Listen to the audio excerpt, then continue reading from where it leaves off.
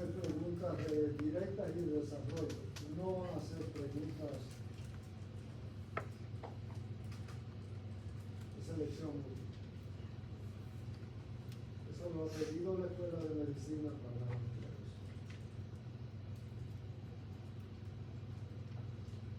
Bien. Lo que vamos a ver es la insuficiencia cardíaca. La insuficiencia cardíaca entonces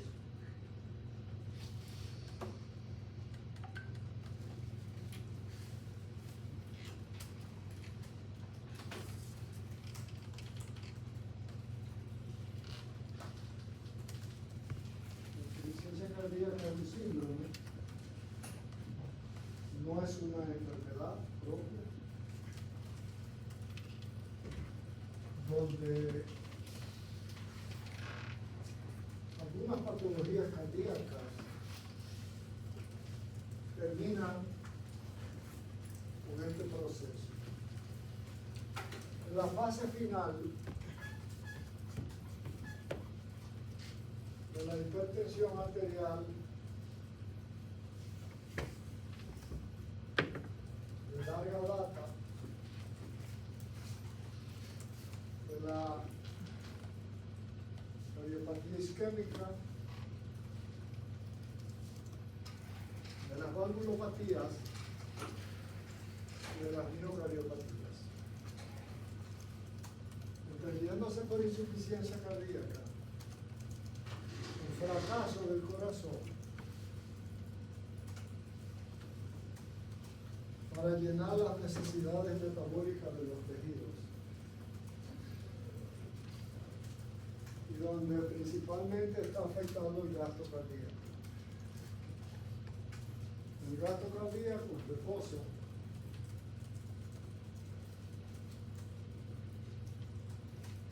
es de aproximadamente 5 litros por minuto. Cuando está disminuido, pues ya es el primer aviso de falla cardíaca. Entonces,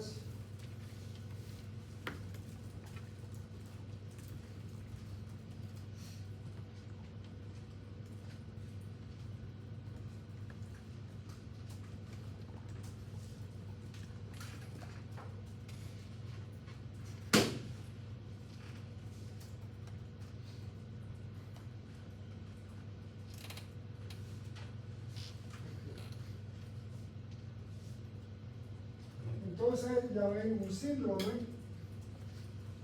pero lo característico es que hay daños estructurales y funcionales del corazón.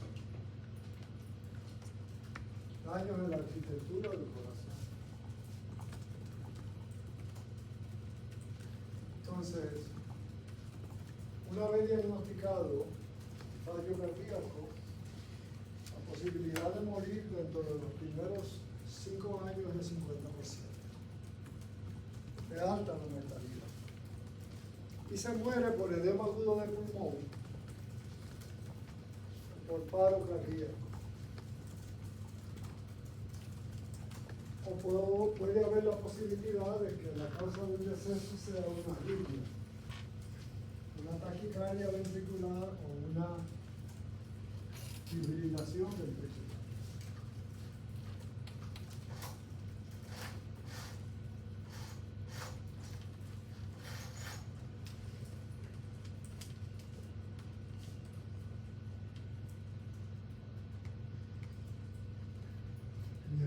Esa es la clasificación clásica,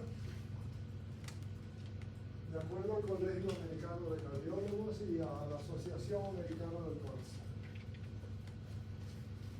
Hay esas 8 clasificaciones, comenzando por fallo izquierdo, fallo derecho. El fallo izquierdo es más frecuente. Su causa principal es la hipertensión arterial, pero también no es la cardiopatía isquémica. Cardiopatía donde hay placas de ateroma en las arterias.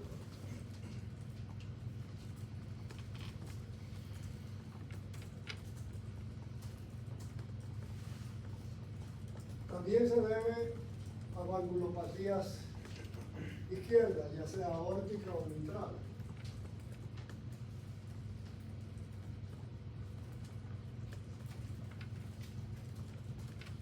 Ahí me decía el profesor Mansur, ¿ustedes dan clase con Mansur? Sí. Que la mayoría de ustedes no saben dónde están las válvulas cardíacas en el corazón. Y eso es totalmente inexcusable. Señorita, ¿dónde está la válvula mitral? Usted mismo Del lado derecho. lee lo que dice Mansur. Es inexcusable eso, porque ya ustedes vieron fisiología. La válvula mitral no está en el lado derecho, la válvula mitral está en el lado izquierdo del corazón. Comunica la aurícula izquierda con el ventrículo. Mire las 4 cámaras para que quede bien claro.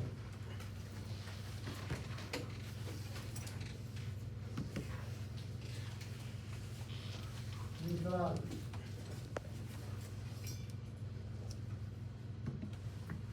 Esa válvula. Tricúspide. Esta válvula.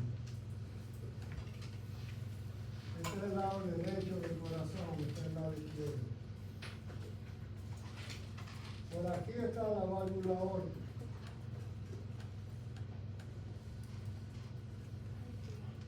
Y por aquí está la válvula pulmonar.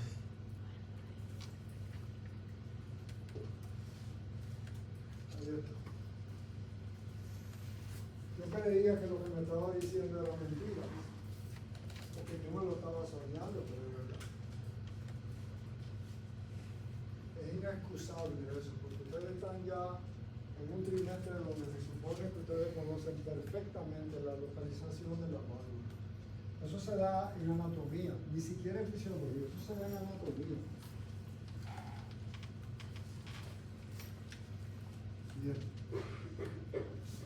Entonces es preciso que conozcamos que también la causa más frecuente de la izquierda es la hipertensión y le sigue la cardiopatía isquémica, el infarto, agudo al miocardio. Del lado derecho podemos tener insuficiencia cardíaca en los casos de tromboembolismo pulmonar, en los casos de MOC, del enfisema pulmonar obstructivo crónico, o en los casos de infarto del corazón derecho. Podemos tener fallo.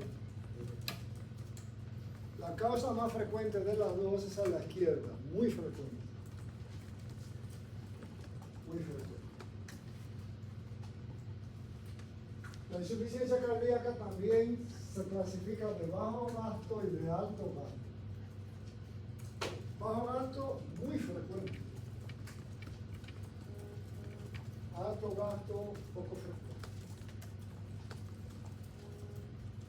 Bajo gasto, hipertensión arterial, cardiopatía isquémica, valvulopatía, miocardiopatías. Lo mismo que la izquierda. Alto gasto, tirotoxicosis, hipertiroidismo tóxico, aumento de las hormonas tiroideas, de 3 y de 4.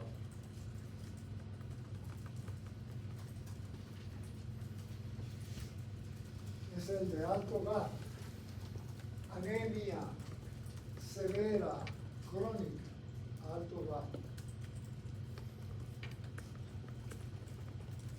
Sistólica y diastólica. La sistólica es 80% más frecuente que la diastólica. La sistólica hay fracaso del corazón izquierdo. Fracaso del corazón izquierdo. Mientras se muere.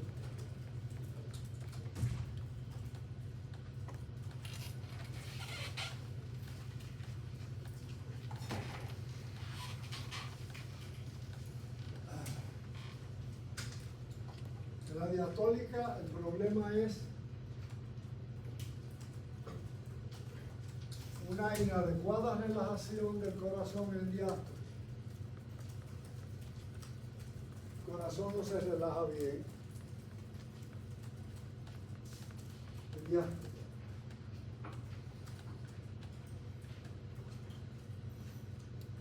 Seguir agudo y crónico. La crónica es mucho más frecuente que la aguda. Por supuesto, hay muchos más pacientes crónicos que pacientes agudos.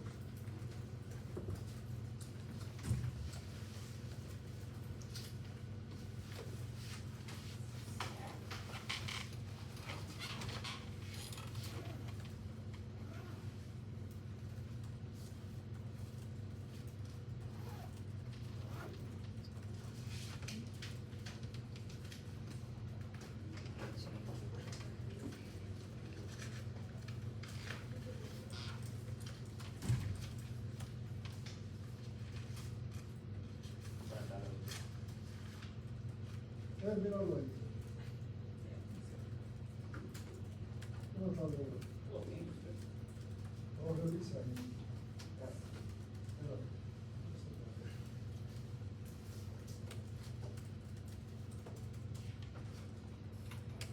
Hay unas imágenes ahí interesantísimas. Ustedes la van a ver. Creo que en el capítulo 6. De Madrid.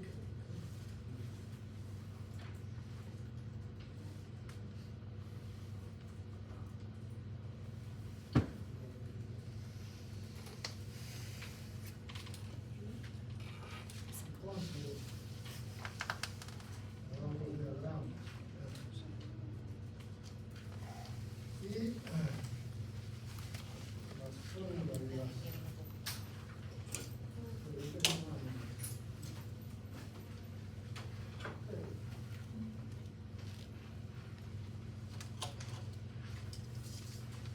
pero también tiene que irte a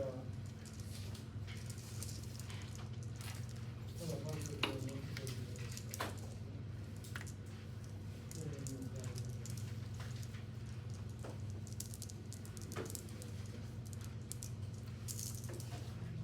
vamos a hacer este dato más para que uno vea. Pero también tiene que irte a la parte de aquí.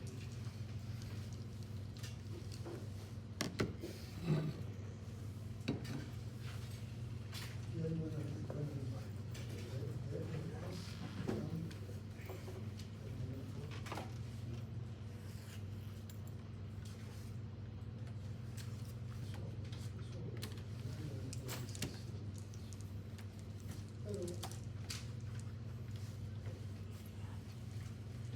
Pero la parte de electrocardiografía. ¿Viste electrocardiografía? No, muchas gracias.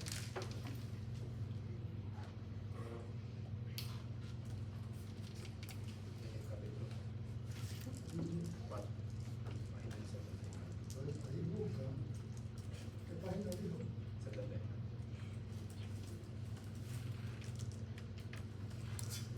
Me provoca. Quiero ver. Qué bueno.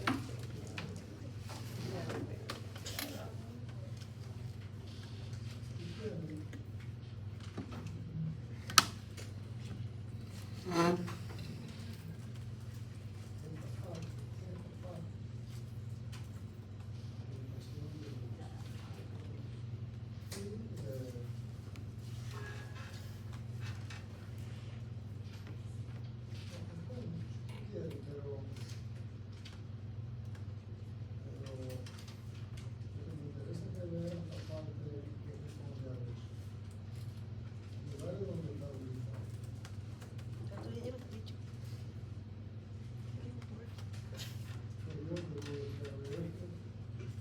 La derivación.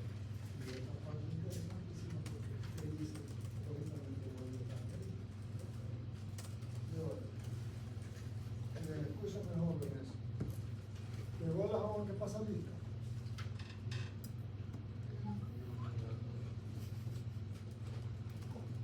Vengo ahora, profe. Ok, llegó tu lista. Gracias.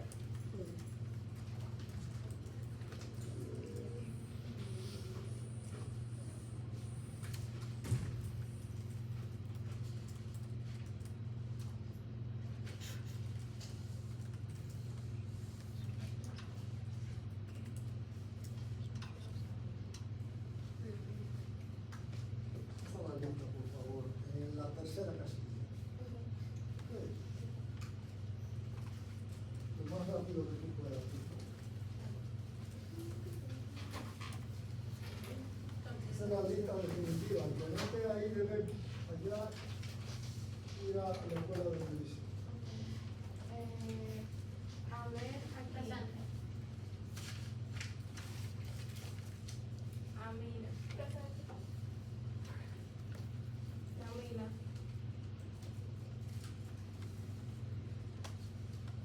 Cristel. Presente. Betty. Presente. Francisco. Presente. Shailene.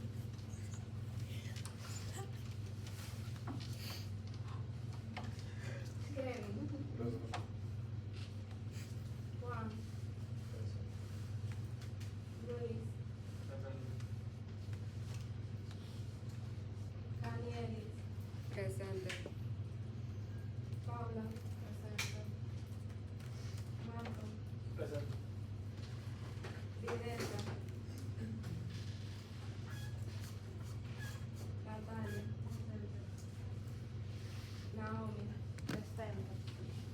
Yamal. Presente. Andrés. Presente. Daniel. María. Presente. Carolina. Presente. Aranza. Presente. Débora. Presente. Natalia Zorrilla. Presente. Gracias. Alguien que ella no mencionó, está aquí presente, no está en la lista.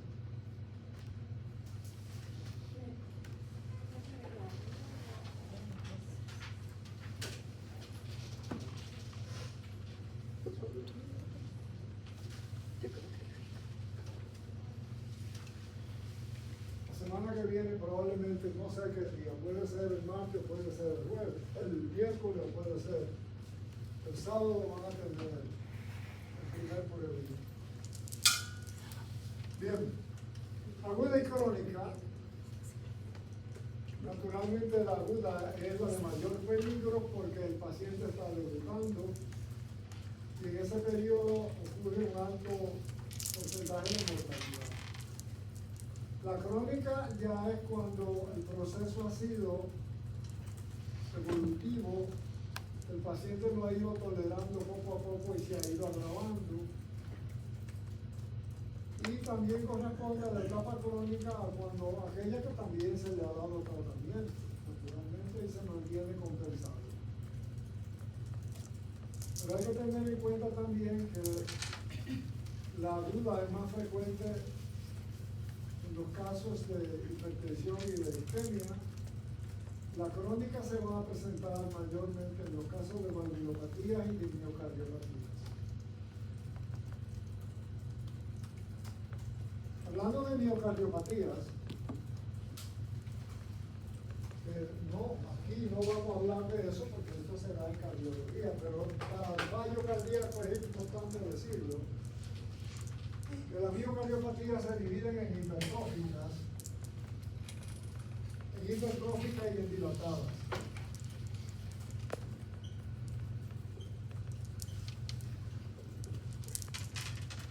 La hipertrófica es genética, es hereditaria, es herencia autosómica dominante,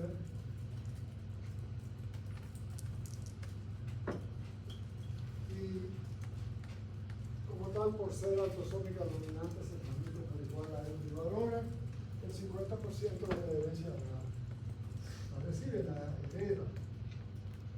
La hipertrófica y la dilatada. La hipertrófica es muy frecuente en la zona del este, en la provincia de la Altagracia, el Seibo, la Romana. Hay familias enteras ahí con este problema. En el caso, generalmente se diagnostican con personas jóvenes o en personas jóvenes, donde aparece una persona, varón o hembra, con un corazón hipertrofiado. No es hipertenso, tiene apenas 21 años. Entonces, cuando la radiografía de tórax, el electro y la ecocardiografía. Y vamos al historial familiar, encontramos varias personas con este problema. La dilatada se da por virus de gripe, virus de influenza, virus Coxsackie, ecovirus, son virus intestinales. Virus. Los virus catarrales y los virus de influenza pueden darlo. Un paciente que ha tenido un proceso gripal, catarral, de pronto, cuando termina el proceso, tiene una debilidad extrema con mareos, disnea, acude al médico y ahí nos damos cuenta que tiene un corazón enorme, que no estuvo así antes. Virus. Pero también tenemos algo, una causa muy frecuente de miocardiopatía dilatada. Miocardiopatía dilatada en el embarazo, que aparece durante el embarazo y se expresa al momento del nacimiento del bebé. Después que un corazón se dilata, ya no vuelve a su estado natural, jamás. Igual que cuando se hipertrofia. Entonces son causas entonces de insuficiencia cardíaca no hipertensiva y no isquémica. Las valvulopatías, que son causas también, son la estenosis mitral, la insuficiencia mitral, insuficiencia aórtica, estenosis aórtica, y lo mismo para la válvula pulmonar y la válvula córnea, pero son menos frecuentes. Son más frecuentes en la mitral y en la aórtica.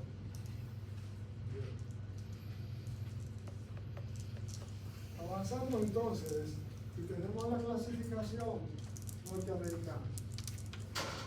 Esa clasificación entonces, para que ustedes vean cómo desde la A hasta la D se expresa la gravedad del asunto. En el estadio A, estructuralmente y funcionalmente el corazón es normal.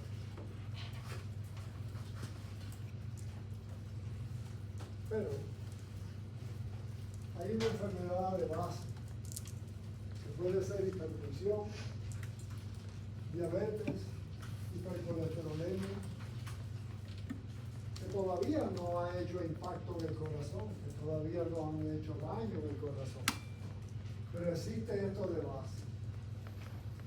Eso se llaman entonces factores de riesgo. En el estadio B, ya hay alteraciones de la función. Hay alteraciones de la función porque hay cierto grado de disminución del gasto cardíaco. Hay entonces la función sistólica se altera. Puede haber un infarto del miocardio que ya tuvo. Puede haber una enfermedad vascular, pero todavía no hay síntomas de insuficiencia cardíaca. En el estadio C hay cardiopatía estructural. Hay daño estructural que se detecta con el ecocardiograma, básicamente. Y es esta parte donde tenemos que afincar en las anteriores mejores diagnósticos y el tratamiento. Por último, el estadio D. Ese estadio es refractario al tratamiento. Lo que necesita el paciente en esa etapa es el trasplante cardíaco. Pero el trasplante cardíaco, desafortunadamente, en Estados Unidos hay miles de personas esperando un trasplante, pero no alcanza, se mueren en el proceso. Aunque ya hay máquinas que sustituyen el corazón, y pueden tener el corazón, el paciente ambulatorio, con una batería recargable que hace la veces de bomba,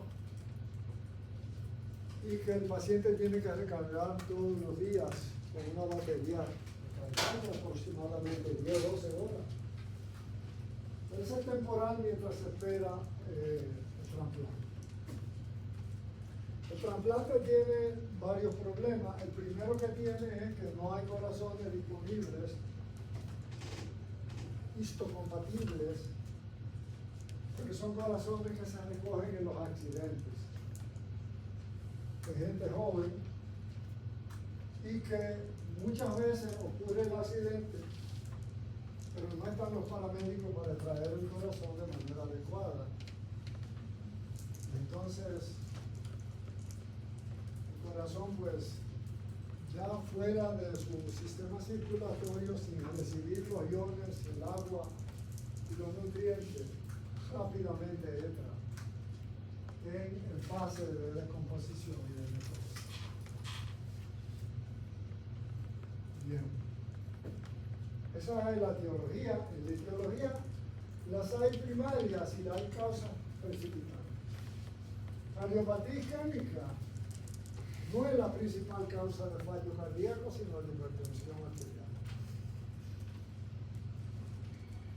Tanto la insuficiencia cardíaca como la insuficiencia renal, la principal causa es la hipertensión arterial. Lleven eso mentalmente siempre. La mayoría de los casos de fallo renal crónico, la hipertensión es la culpable. Igualmente, la mayoría de los casos de insuficiencia cardíaca es la hipertensión arterial maltratada o no tratada. La segunda causa es la cardiopatía isquémica. La tercera causa es la cardiopatía valvular, adquirida o congénita. La cuarta causa es la cardiopatía que ya le mencioné, hipertrófica y dilatada. Recuérdense que la dilatada no es congénita, aunque aparece en el embarazo, pero para la mamá, no para el feto que va a nacer, no para el recién nacido, el neonato. El neonato entonces puede nacer con muchísimas alteraciones, puede nacer incluso con insuficiencia cardíaca, donde a veces es necesario poner marcapasos a los recién nacidos, pero no es frecuente. Y la mayoría de las causas no son genéticas, no son estructurales durante la embriogénesis.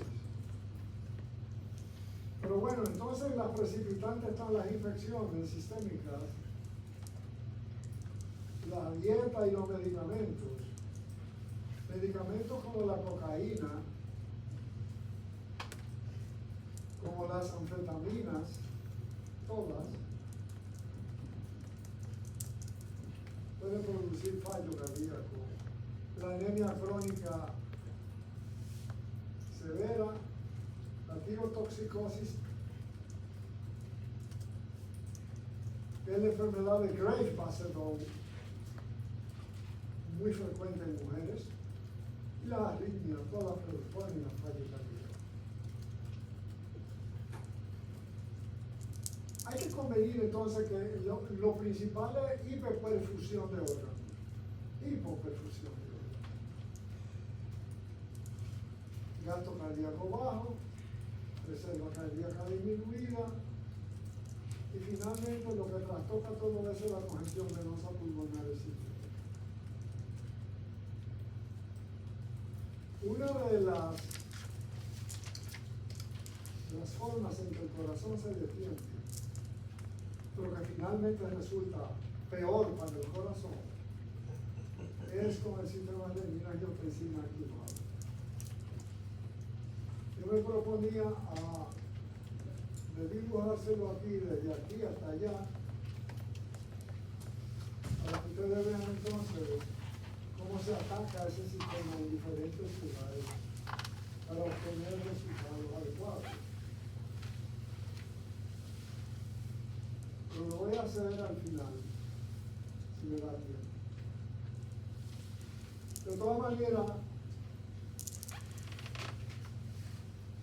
la renina se activa a partir del reninógeno por la activación simpática, de epinefrina y epinefrina, que como ustedes saben se produce en la médula suprarrenal y en el sistema nervioso central.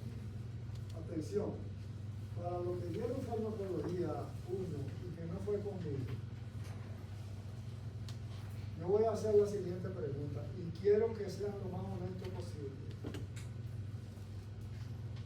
diciéndome lo que ustedes creen sobre él. A ver, Francisco.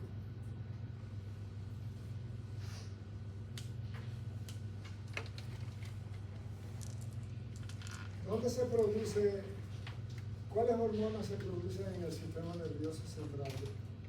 De las dos, epinefrina y norepinefrina.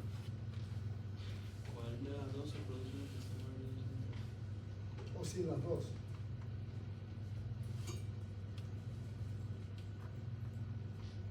Eso se da en fármaco 1. Las dos. ¿Perdón? Las dos. El sistema nervioso central no forma epinefrina. En el sistema nervioso no hay metilación.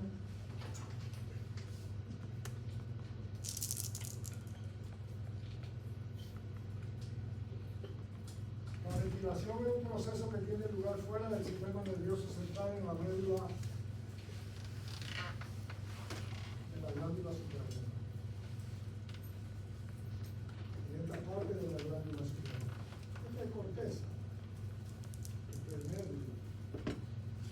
Aquí se produce aldosterona, cortisol, aldosterona y androstendiona, de hormonas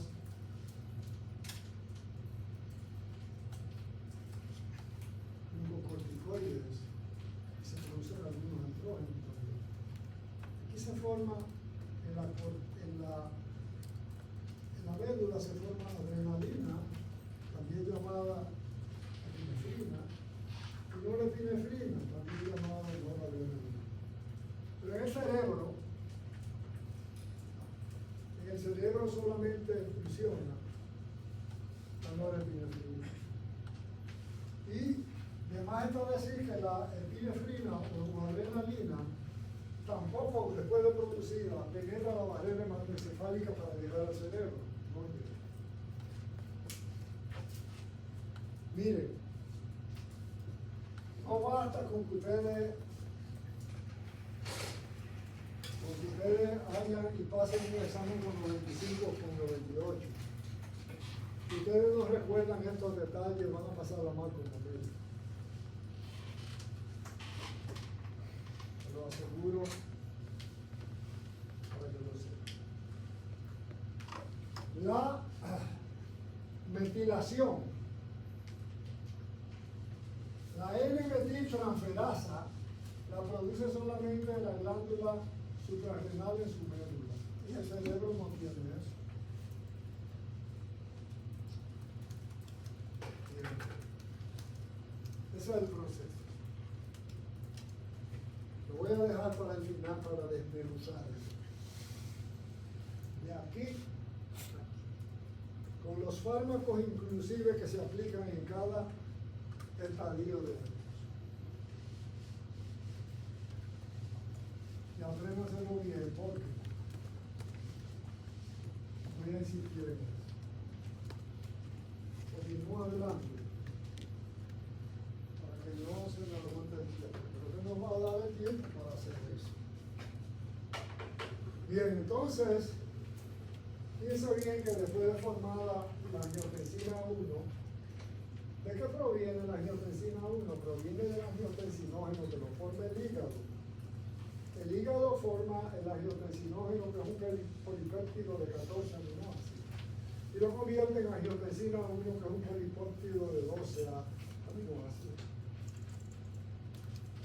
Los receptores beta 1 en las células yuxtaglomerulares, que están en la arteriola aferente, producen renina a partir de reninógeno. Esa renina, que es una potente enzima, convierte el angiotensinógeno en angiotensina 1.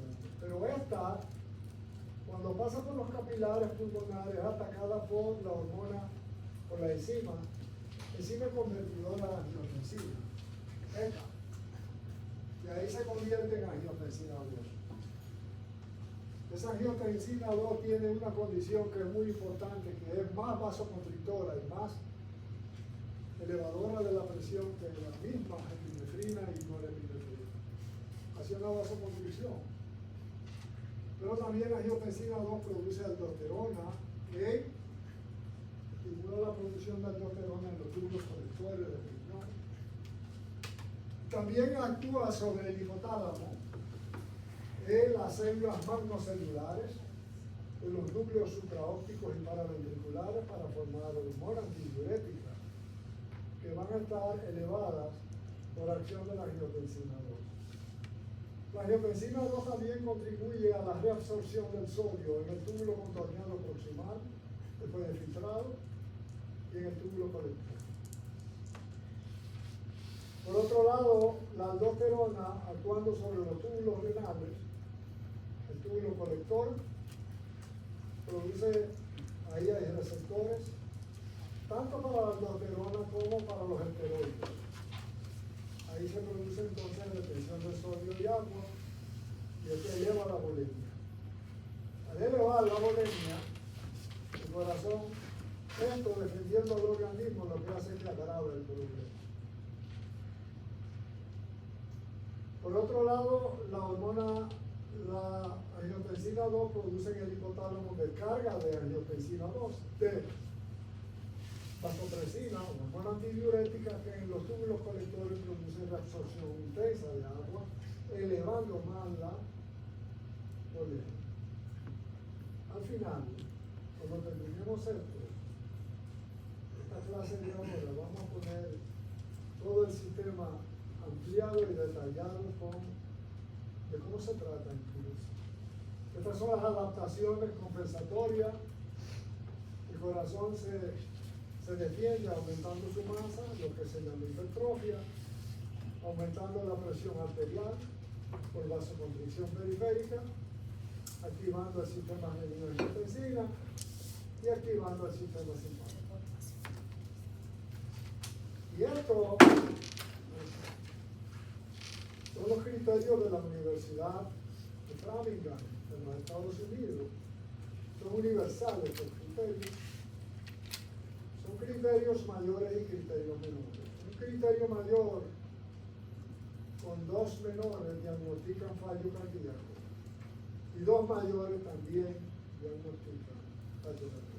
Estos son los mayores, estos son los menores.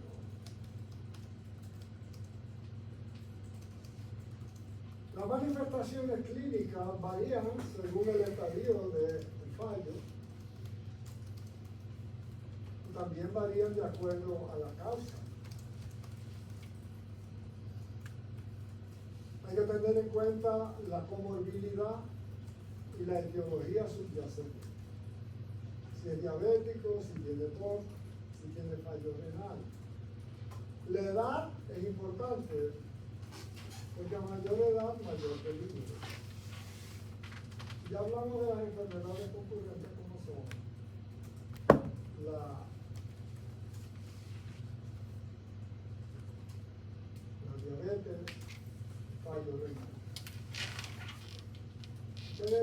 Yo no sé si ustedes ven noticias, pero recientemente falleció de una cardiopatía isquémica en fallo cardíaco un tal Félix Cundé, músico haitiano que ha vivido en el país muchos años. Naturalmente Félix Cundé no es tan viejo. Félix Cundé es un tipo de 50 y pico de años, no es un tipo tan viejo. No se puede decir que es una persona de 70 años y de 80 años. Pero ¿qué lleva a todo eso? Dietas inadecuadas, mucho alcohol, mucho de todo. Cuando digo de todo, hay psicotrópicas también, drogas psicotrópicas. Yo no digo que él, pero es lo que lleva a todo esto. Mucho estrés. El estrés, aunque ustedes no lo crean, 1 hora de estrés tumba el sistema inmunológico en una semana. 1 hora de estrés intenso. Una mala noticia, un intento de asalto, una pelea, una discusión en casa, con los amigos. Todo eso conduce a la caída. Y naturalmente, el sistema inmunológico es responsable del cáncer. Porque cuando hay un sistema inmunológico deficiente, las células cancerosas avanzan despiadadamente. Por eso, ahora tiene mucho campo la inmunoterapia, aparte de la quimioterapia, la inmunoterapia. Pueden estimular el sistema inmunológico. No sé si ustedes vieron en la noticia una comunicadora llamada Daphne Guzmán, famosa, esta joven, muy joven, le diagnosticaron cáncer de pulmón en el estadio 1, en España. Ella se desentendió y a los 2 meses fue, y ya lo tenía en el cerebro, en etapa 4. ¿Saben qué quiere decir eso? Sistema inmunológico crítico, deficiente. Ya cuando usted tiene un cáncer de cerebro, la probabilidad de recuperarse son 0. Ella dice que se curó. Se lo puede decir al público, pero no a Wilson Javier. Los quimioterápicos no llegan al cerebro. Y lamentablemente, o lamentablemente no, afortunadamente lo que se puede hacer es cirugía, quimio e inmunoterapia. Pero sucede que la cirugía del cerebro siempre deja déficit y son incompletas. Y cuando usted dice que hay un cáncer en estadio 4, el último estadio, ya está metastasiado en todos los sitios. Ya el cáncer en estadio 4 es incurable. Se llama etapa paliativa, no curativa. Las etapas curativas son del 3 abajo. Pero bueno, yo le había hablado ahorita de miocardiopatía dilatada y una de las causas es un quimioterápico llamado adriamicina o desoxirubicina. Es lo que los pacientes llaman la roja, porque tiene color rojo. Es tan potente que a la primera factura se le caen los cabellos a todo el mundo. En todos los sitios. Doxorubicina. Doxorubicina.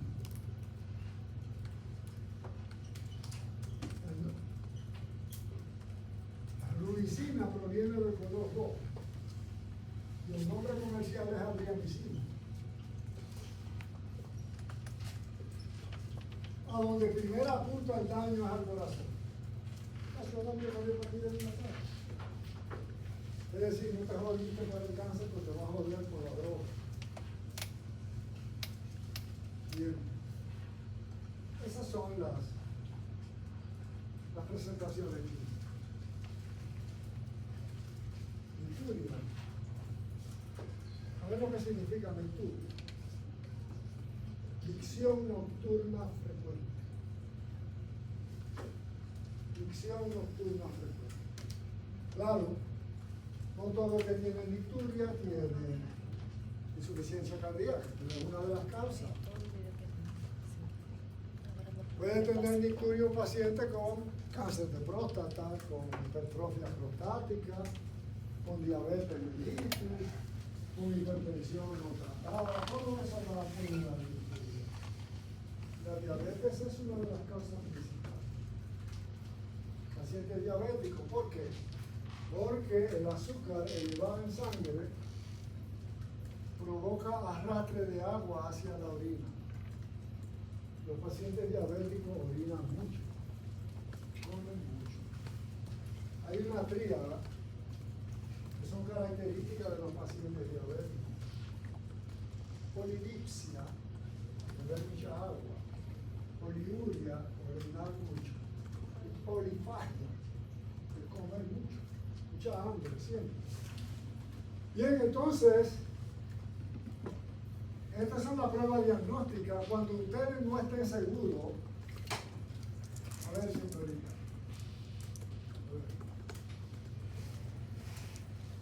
A ver.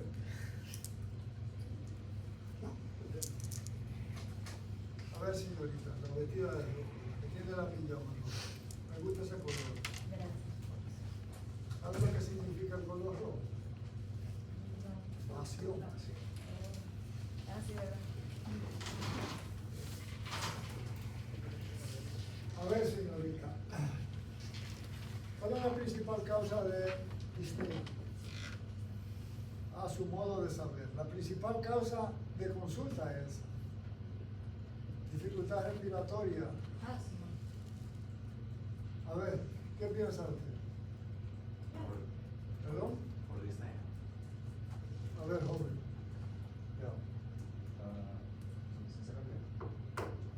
A ver, Francisco.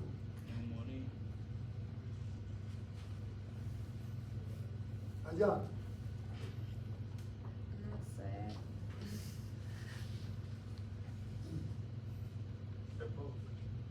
La principal causa de disnea, falta de ejercicio.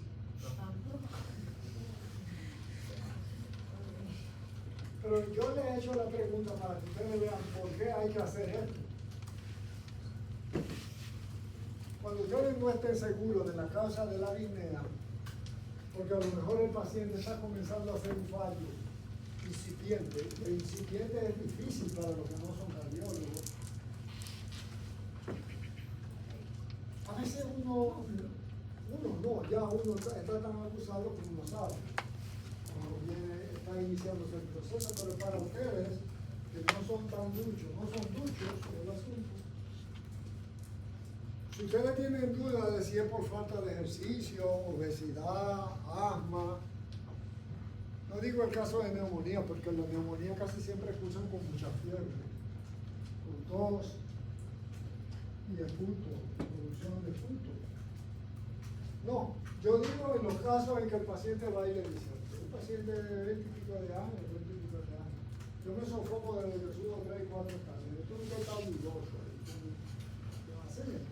El péptido natriurético tipo B, esto lo produce el cerebro, eso es el brain, o el péptido natriurético auricular, cualquiera de los dos, se eleva a cifras de 100 o más el paciente con fallo incipiente.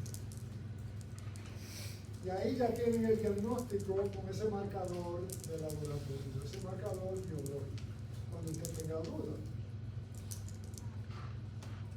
Yo en mi ejercicio es muy difícil, yo casi nunca he tenido que enviar a hacer esto. Porque cuando llegan a mis manos ya uno valora todas las pruebas que tiene, entonces llega a la conclusión de un fallo, ¿no? El electrocardiograma, el diagnóstico por imagen. ¿Qué tenemos en la prueba por imagen? Radiografía de tórax y ecocardiograma. Y la prueba de esfuerzo cardiopulmonar, dentro de la que está la espirometría, básicamente. Eso que está ahí es un corazón cardiomegálico, es una cardiomegalia. Quiere que no es el corazón. Es un corazón que habitualmente lo llamamos corazón de buey. Y esas marcas que ustedes ven es para hacer lo que se llama el índice cardiotorácico. Con el índice cardiotorácico uno puede decir si el paciente tiene cardiomegalia o no.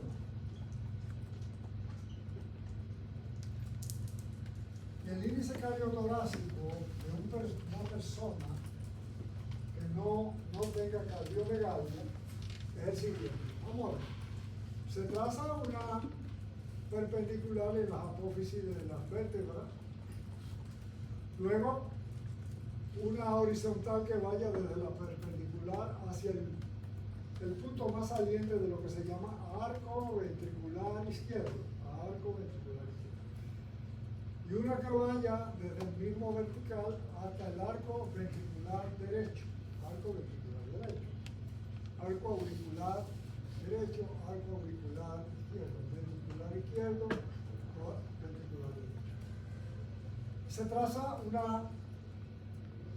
una horizontal que vaya del ángulo costodiafragmático al otro ángulo costodiafragmático. Es como una curva. diafragma y esta es la pared torácica, se forma un ángulo.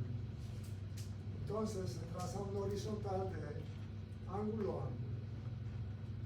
Suponiendo que nos da este valor 30 centímetros, este valor nos da, por ejemplo, 13 centímetros, y este nos da 5 centímetros, por ejemplo. Eso da 18 centímetros. 18 centímetros es más del 50% de 30. Es cardiomegalia. Entonces, cuando hay cardiomegalia, el índice cardiotorácico es mayor de 0.5 o de 50% o más. Mientras más se eleva,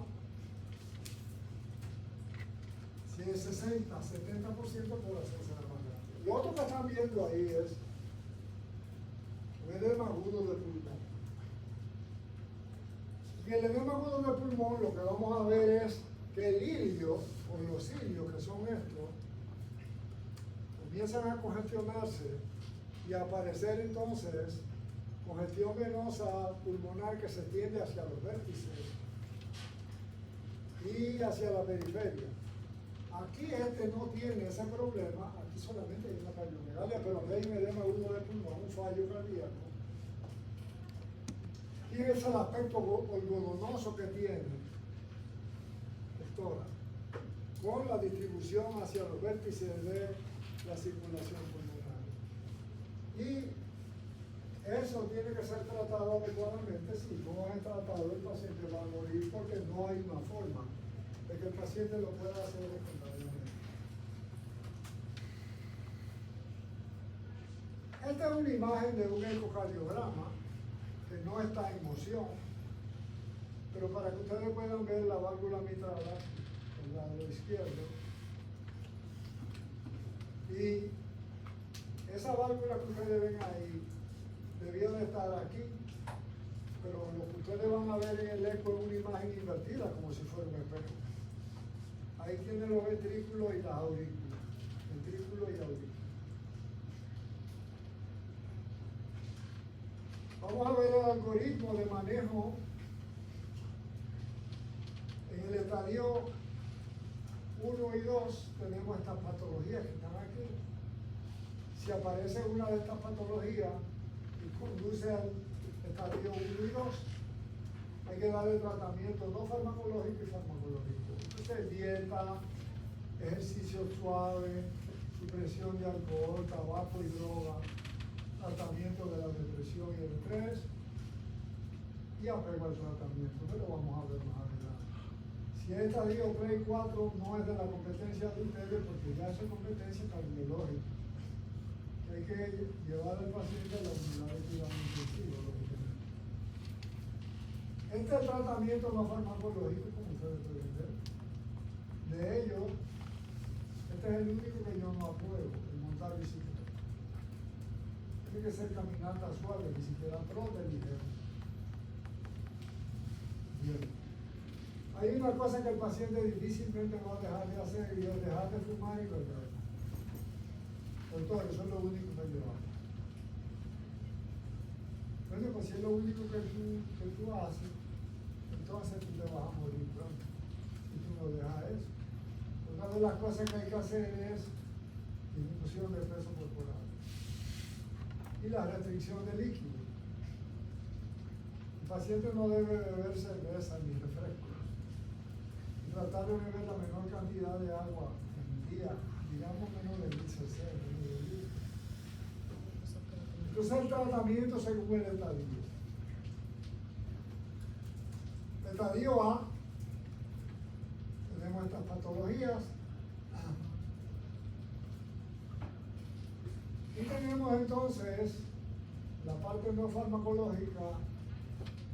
La parte farmacológica comienza. Si hay dislipidemias, aumento de colesterol y triglicéridos, hay que tratarlo.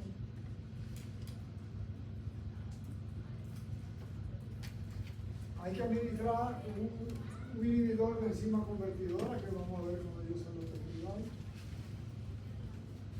ya sea enalapril, captopril, lisinopril. Todos los priles son medicamentos inhibidores de ECA o un bloqueador del receptor de la angiotensina, que son los que terminan en sartán. El losartán, el losartán, cualquiera de ellos. En el estadio B, lo mismo que en el A, pero ahora hay que agregar un metabloqueador, un bloqueador de la catecolamina en pequeñas dosis. El uso del metabloqueador es controversial, pero es necesario. ¿Por qué es controversial? Porque el metabloqueador es inotropo negativo por naturaleza. Y si es inotropo negativo, agrava la falla. Lo que pasa es que la única manera de disminuir la carga catecolamínica es con el metabloqueador. ¿Cómo se logra eso? Con pequeñas dosis de metabloqueador. Digamos, si la dosis tope del enalapril son 10 miligramos, o ramipril, que son 10 miligramos, perdón, la dosis del bisoprolol, porque esto es un IECA. La dosis del bisoprolol, tope son 10 miligramos, debemos comenzar con 1.25. Cada semana y aumentar. Si usted mete esa carga, o la mitad que son 5 miligramos, derecho lo lleva a un edema agudo de pulmón. Puede ser bisoprolol, pero puede ser metoprolol también. Recuérdense que los medicamentos terminados en LOL son metabloqueadores. De la familia LOL. Metoprolol, bisoprolol, levodopa, todos son metabloqueadores. Entonces, ¿por qué son necesarios los metabloqueadores? Bueno, porque hay una carga catecolamínica importante, hay taquicardia, y si hay esto, hay consumo de oxígeno aumentado del corazón. Cuando usted administra el metabloqueador, lo primero que hace el bloqueador es disminuir la frecuencia cardíaca. Tiene efecto cronotropo negativo. ¿Saben lo que es cronotropismo, verdad? Señorita. Cronotropo. ¿Qué quiere decir cronotropismo?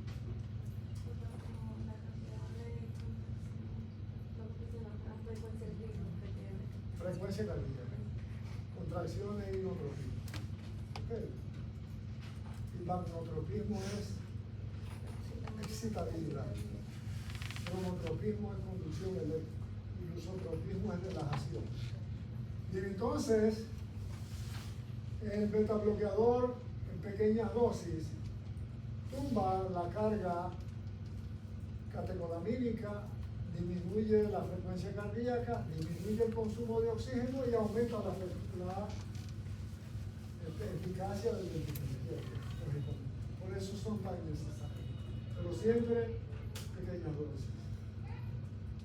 Si es metoprolol, por ejemplo, el metoprolol, su dosis tope son 200 miligramos. Y vienen tabletas de 100 miligramos. Usted puede comenzar con 6.25. Y hay tabletas de 25 miligramos, que si usted la divide en 4, le da 6.25. 6.25 cada 24 horas, cada una semana, y se puede utilizar posteriormente la dosis. Otro tratamiento que se puede dar es el uso de digoxina, que es un inotropo positivo. Pero la digoxina ya tiene un campo limitado en el tratamiento del fallo. Solamente se da en dos situaciones en el fallo. Si hay dilatación severa del ventrículo izquierdo o si la fracción de eyección es menos del 35%. Esas son las dos condiciones. De lo contrario, puede no ser conveniente. Estadio C.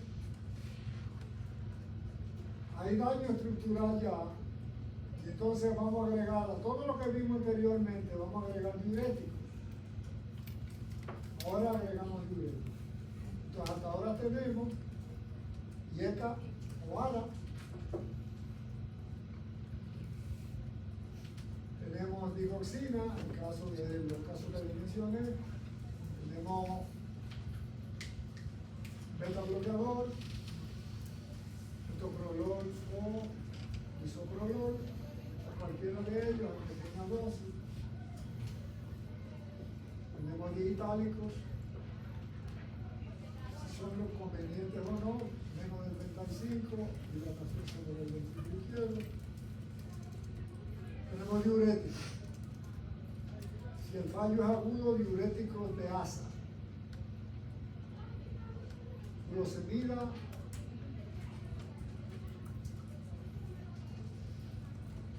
ácido tacrínico, bumetamida. Ahora vamos a ver, ustedes dieron diurético en farmacología 1, ¿verdad? Sí. Okay. ¿Cuál es el único diurético que no es derivado del azul? El ácido tacrínico. ¿Perdón? El ácido tacrínico. Por lo menos me sorprendieron por eso. Todos son derivados del ácido azul. Todos excepto el ácido tacrínico. Así que cuando los pacientes sean alérgicos a la sulfonamida, no deben dar ninguno de estos diuréticos, porque también las tiazidas son derivados sulfonamídicos y también lo es la acetazolamida, que es inhibidor de la amiglasa anabólica. Bien. Entonces, en el estadio D ya no hay nada que hacer. Solamente la unidad de cuidado intensivo y la administración mediante cargas endovenosas de inotropos positivos como la dopamina y la dobutamina, básicamente. Es el soporte mecánico. Pues bien, el tratamiento farmacológico,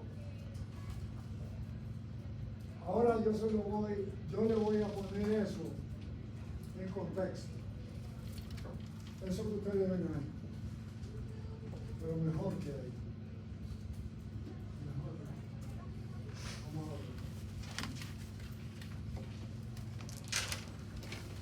Vamos a usar los dos pesajes.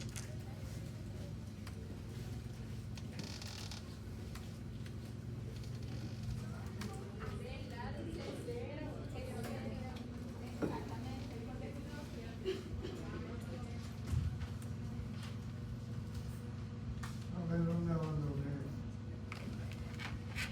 Es una adulta que está aquí. Gracias.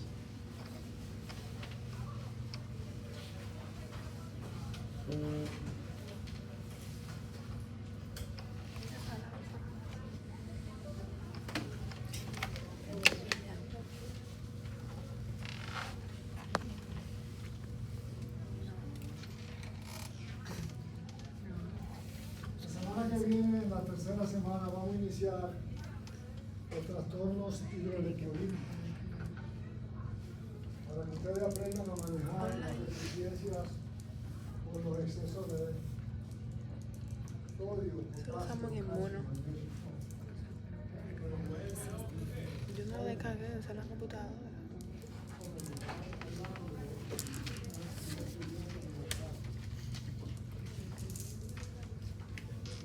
Bien. Cualquiera de estas situaciones, hipotensión arterial,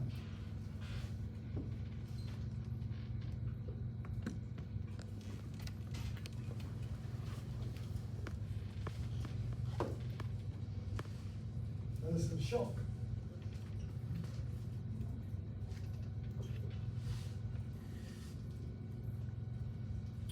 Puede ser cualquier causa que estimule, bueno, vamos a hablar de bajo gasto.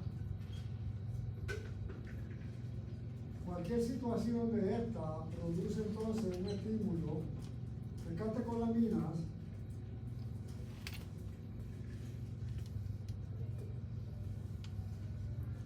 hacia las células, hacia los receptores beta,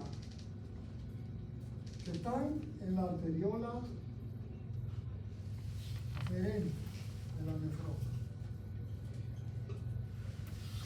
Al acoplar con ese receptor,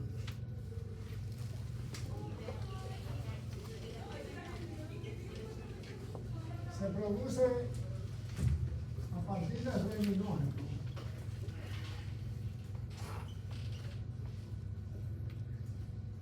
Atacado lógicamente por las catecolaminas, una enzima llamada renina, muy potente. La renina la vamos a simbolizar así, como 1, actuando sobre el angiotensinógeno que produce el hígado.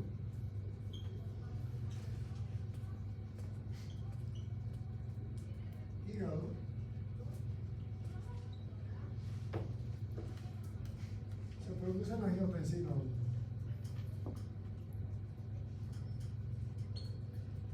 Esa angiotensina 1, entonces, que no tiene receptores,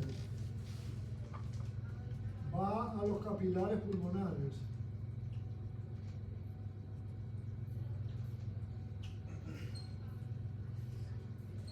Donde sí hay abundante enzima ECA. ECA, segunda enzima. ECA, enzima convertidora de angiotensina. Y la angiotensina 1 se convierte en angiotensina 2.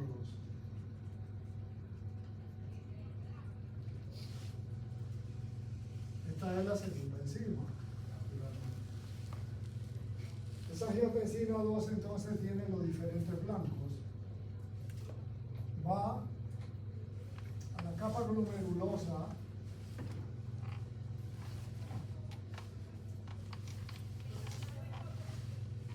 de la médula suprarrenal y se produce de la cápsula suprarrenal y se produce entonces endotelona.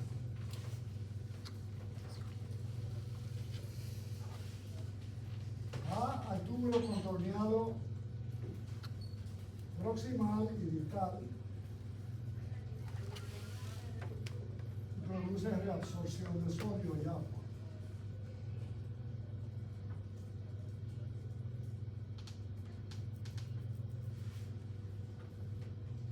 Al hipotálamo y produce liberación de hormona antidiurética.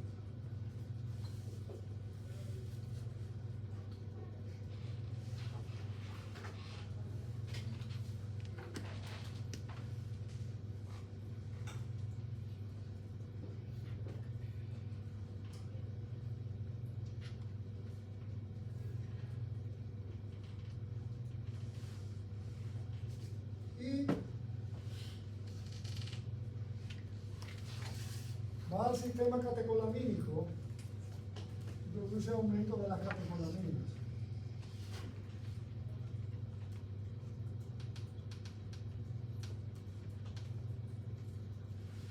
También va al receptor AT1. Receptor AT1 es un receptor de la angiotensina 2. Y vamos a ver lo que se produce. Aquí se produce aumento de la resistencia vascular periférica y aumento de la presión arterial.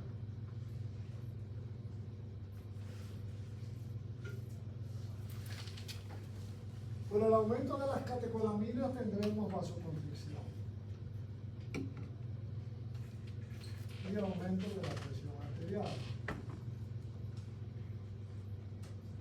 Eso es compensando el bajo gasto. Con la liberación de hormona antidiurética tenemos reabsorción de abundante agua. El túbulo distal, colector, la nefrona.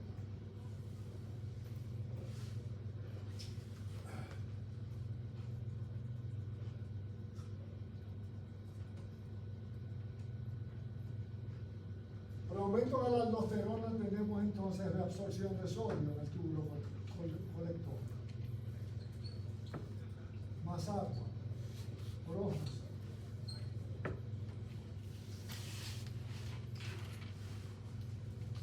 y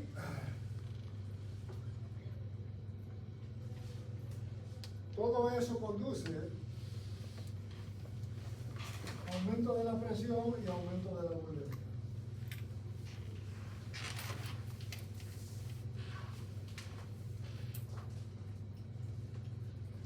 Ahora vamos a ver cómo se combate eso.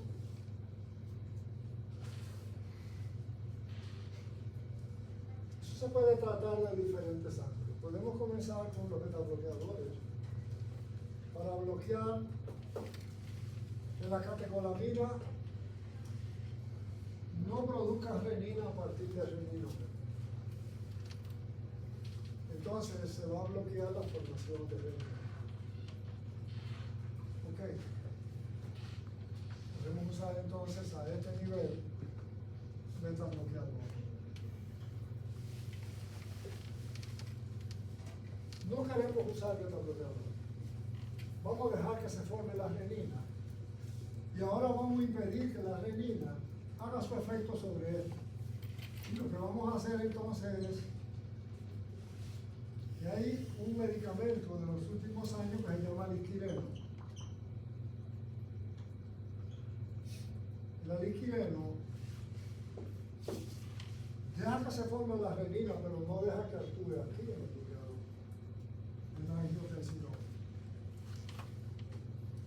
Ponemos que hasta ahí lo dejamos, no usamos el liquileno, pero podemos entonces bloquear el paso de angiotensina 1 a angiotensina 2. Y en ese caso, vamos a bloquear la ECA. Entonces usamos un IECA, un inhibidor de enzima convertidora de angiotensina. Esos son los medicamentos que ustedes conocen que su sufijo es PRI. O podemos hacer que se forme la angiotensina, pero entonces bloqueamos el receptor. Bloqueamos el AT1. Esto aquí, bloqueo con los medicamentos llamados sartanes, también llamado BRA, también llamado ARA, bloqueador del receptor de la angiotensina o antagonista del receptor de la angiotensina. Son los sartanes. Proponiendo, todavía podemos hacer más. Vamos a atacar ahora la hormona antidiurética para que se libere, pero que no tenga receptores en el riñón. Le vamos a bloquear el receptor en los riñones. ¿Cómo hacemos eso? Entonces tenemos unos medicamentos de 2 o 3 años para acá que se llaman Bactanos. Y de los Bactanos tenemos dos que son el Lixibactam y el Conibactam.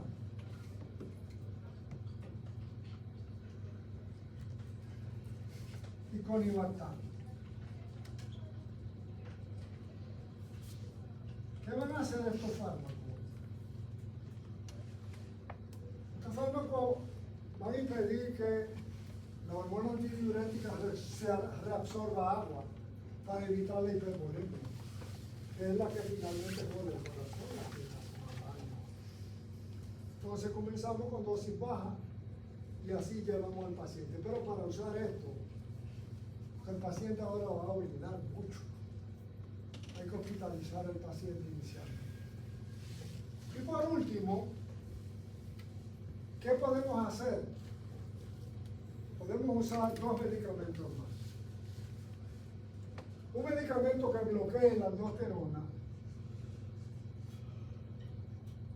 que son la espironolactona y el eplerenone. Van a bloquear la aldosterona y el túbulo conector. Si lo bloquean, entonces el sodio no se va a reabsorber, tampoco va a haber agua por ósmosis reabsorbida. Pero podemos hacer otra cosa.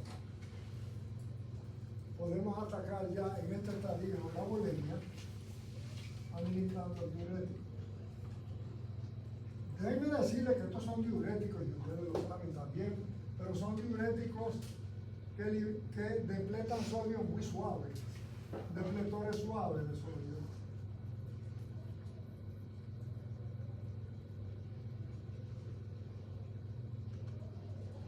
Pero su principal función es bloquear la aldosterona para evitar entonces la reabsorción de sodio. Diuréticos de asa,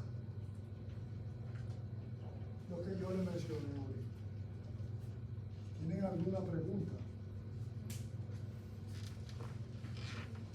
En ningún fucking libro van a encontrar eso. Fucking libro. Porque los libros, claro, lo tienen, pero no lo tienen tan ampliado así.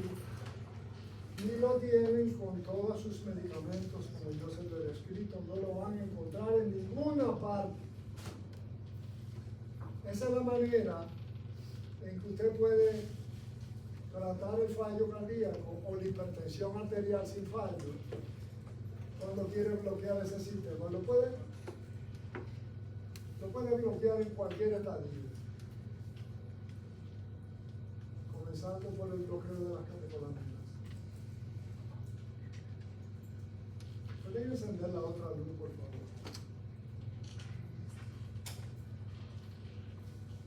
Bien. Todavía nos queda media hora. Y en esa media hora que nos queda, vamos a ver todas las soluciones que ustedes como médicos van a ver en los hospitales, las soluciones endocrinosas. Tienen que aprenderse. Tienen que entender. Yo les voy a enseñar cómo se usan cada una de ellas. Pero tienen que aprenderse los componentes.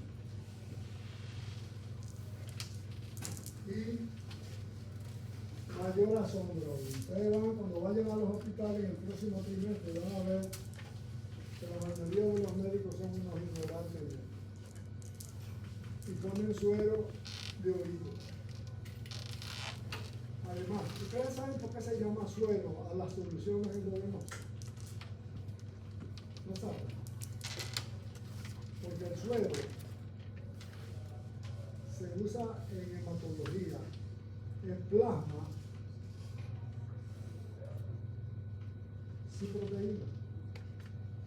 Es decir, miren cómo es el asunto. Sangre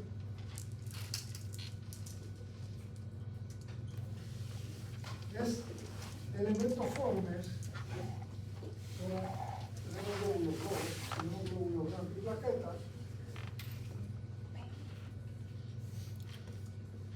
Tenemos plasma. El plasma es 95% de agua y un 5% de proteínas, fibrinógeno, iones.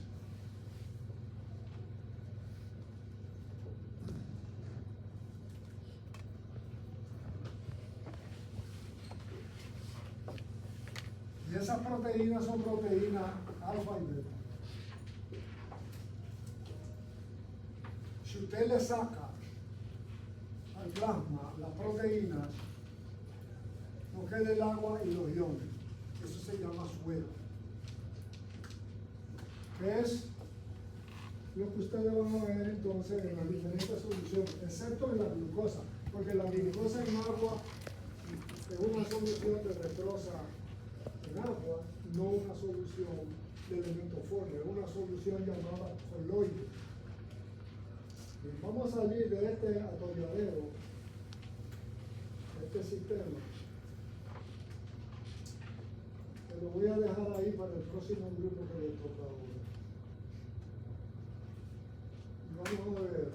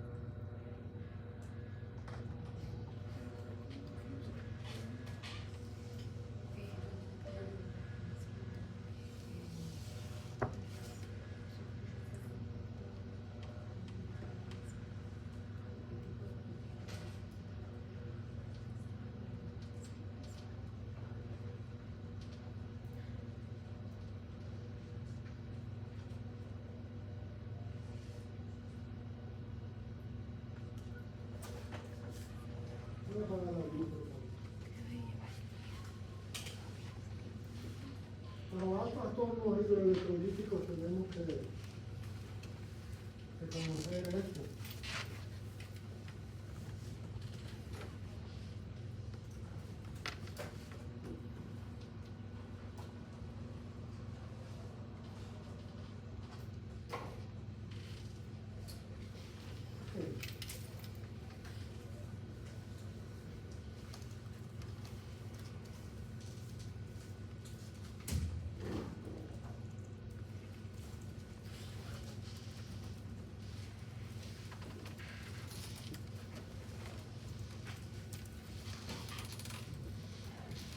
Tenemos dos tipos de soluciones entonces, soluciones cristaloides, son las soluciones que tienen electrolitos diluidas en agua, cristaloides. Son las llamadas soluciones salinas.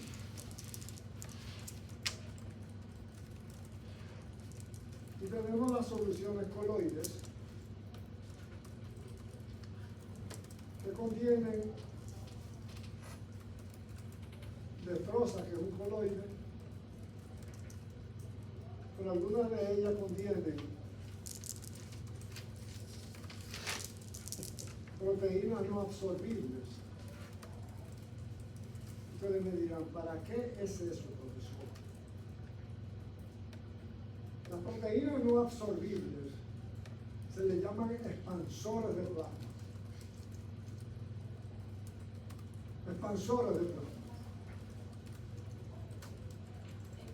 Los expansores de plasma se usan en emergencia cuando no hay sangre y hay hemorragia. Hay pérdida de sangre.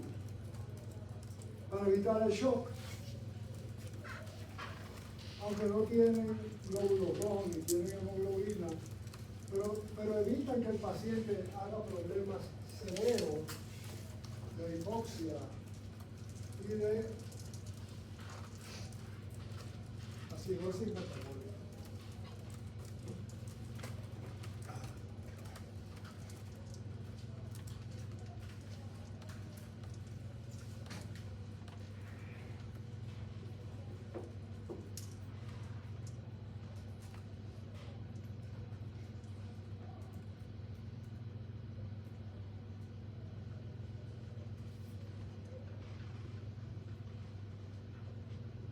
Para que ustedes no se confundan, la solución molar es lo mismo que la solución molar. Son tienen muy ligeras diferencias. Muy ligeras.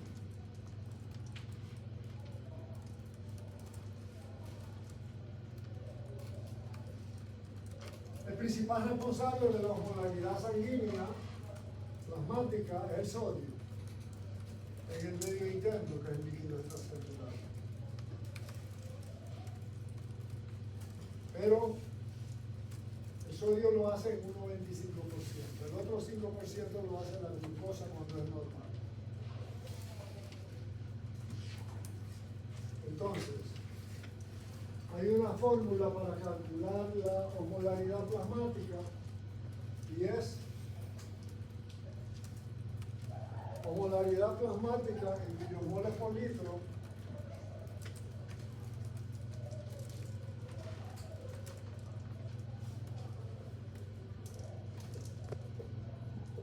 por favor.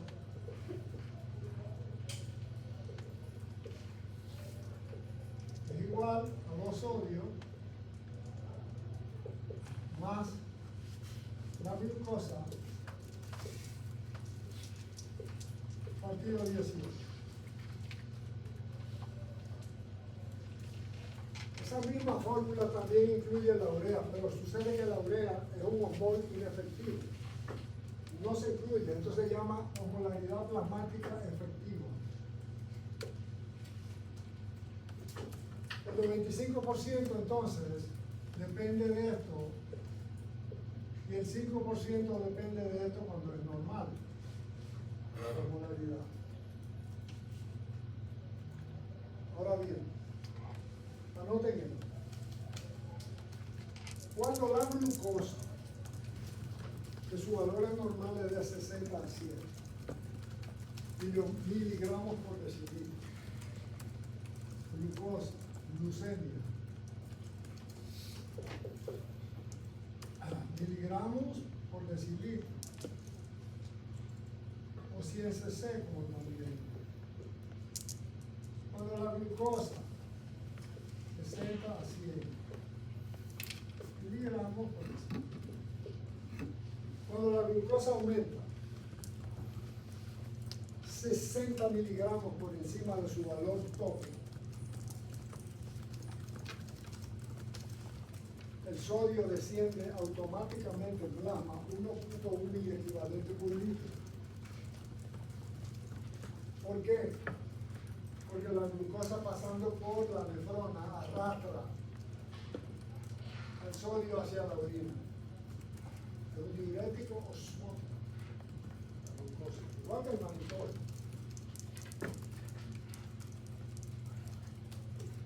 Cuando la glucosa es de 100 miligramos superior a los normales 100 miligramos al tope, el sodio cae en el plasma a 2.4 miliequivalentes por litro. Eso es una regla.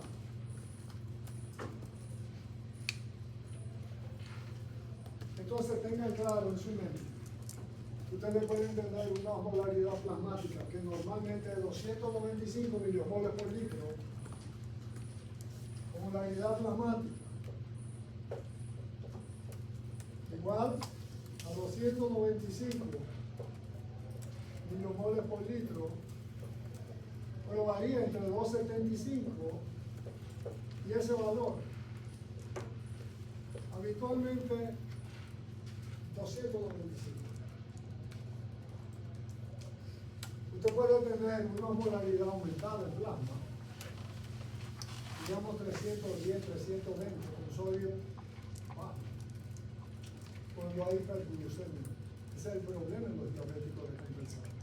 Un diabético con 500 o con 400 de glucosa va a producir una hiponatremia severa. Es por eso que ustedes ven que cuando el diabético lo llevan a la emergencia descompensado con valores muy altos, deshidratado, lo primero que debe ponérsele es, antes de la insulina, es ponerle solución salina, porque tiene hiponatremia y tiene hipovolemia, las dos cosas. Entonces, antes de poner insulina hay que poner 1 o 2 litros de sodio, de cloruro de sodio primero. Continúa.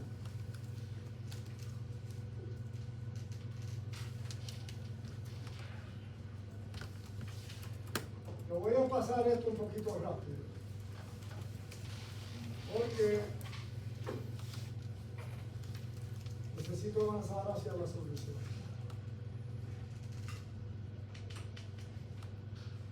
Atiendan esto, Atiendan a esto,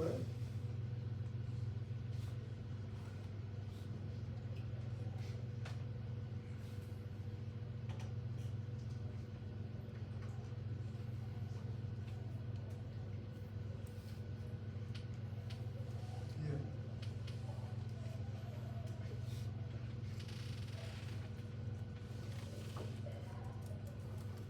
Ahí están entonces las soluciones molares.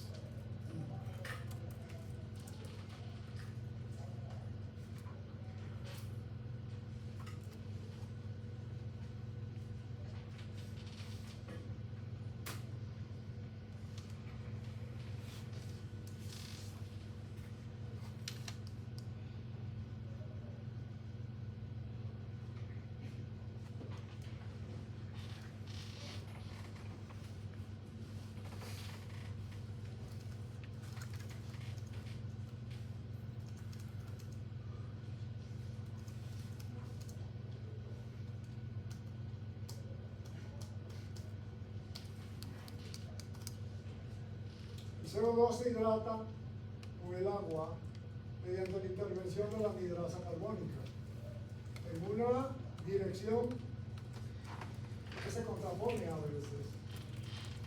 Es decir, CO2 más agua forma ácido carbónico, pero ácido carbónico con la intervención de la anhidrasa forma CO2 y agua. A la derecha y a la izquierda. Eso es bioquímica pura. Pero cuando la molécula de ácido carbónico se disocia sola, sin intervención de ninguna enzima, forma bicarbonato e hidrógeno.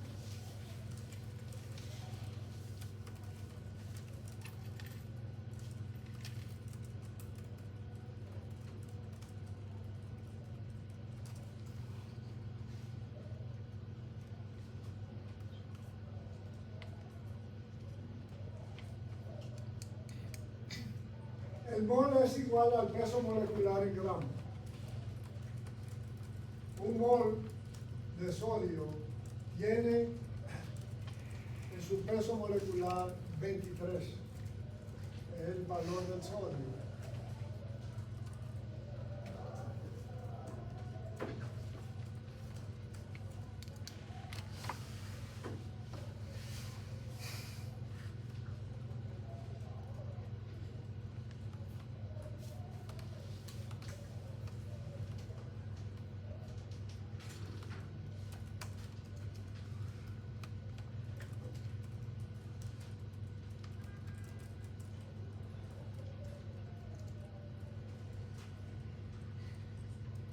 Eso da 58. 58.5 es el peso molecular de cloruro de sodio.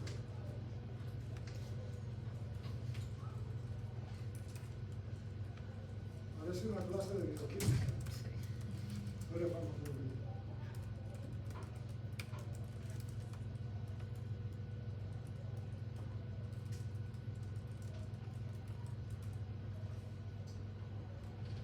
Número de abogados.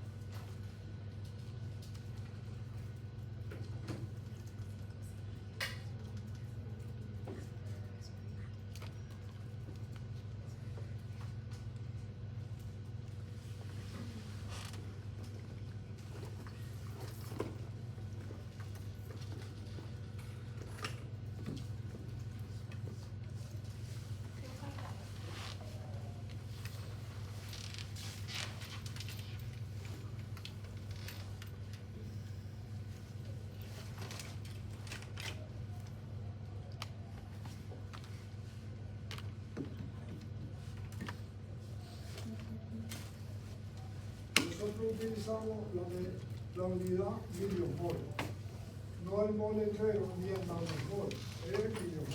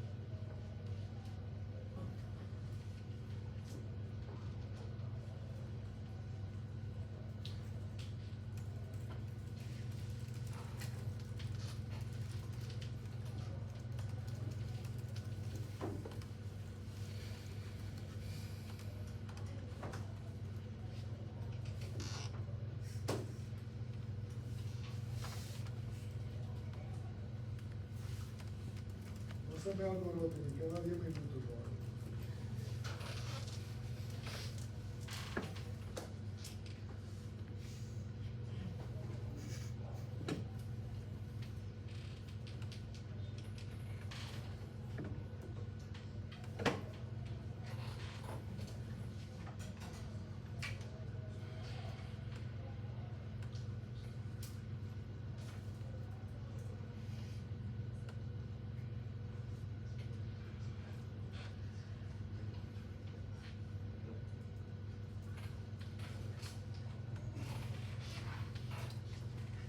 Bueno, quiero llegar rápido a la solución.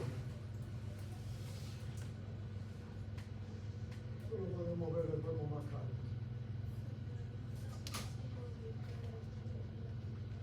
¿Perdón?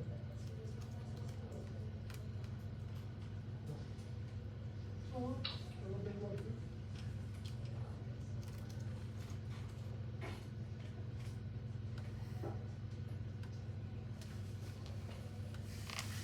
Voy a avanzar.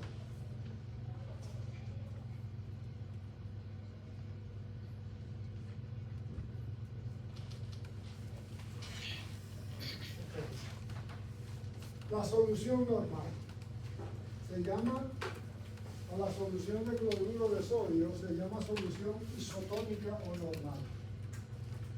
No es que sea anormal cualquier otra, es que esa se le llama normal porque es igual a la molaridad del plasma. Y tiene la solución salina normal isotónica, tiene 9 gramos de sodio. 9 gramos. ¿Por qué? Bueno, porque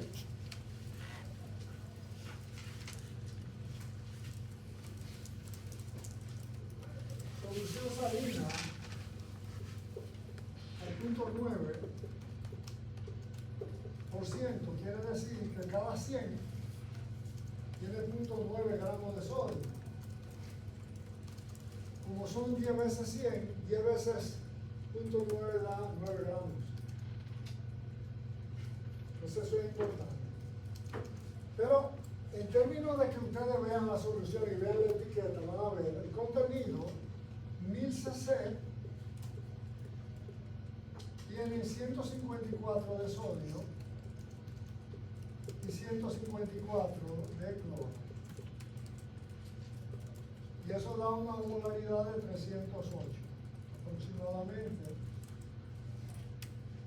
la molaridad del plasma.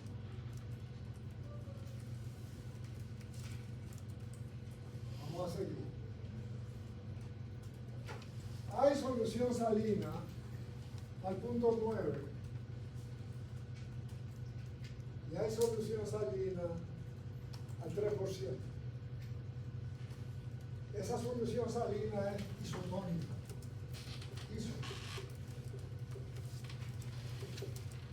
Pero la del 3% es hipertónica,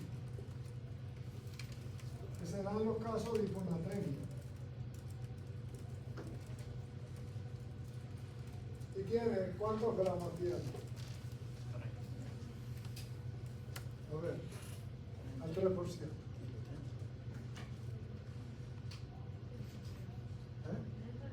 Eso.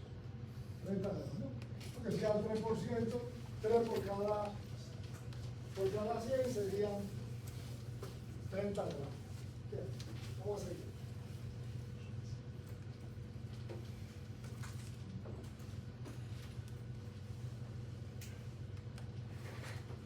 Ustedes lo ven ahí 150, 154 realmente es lo que tiene.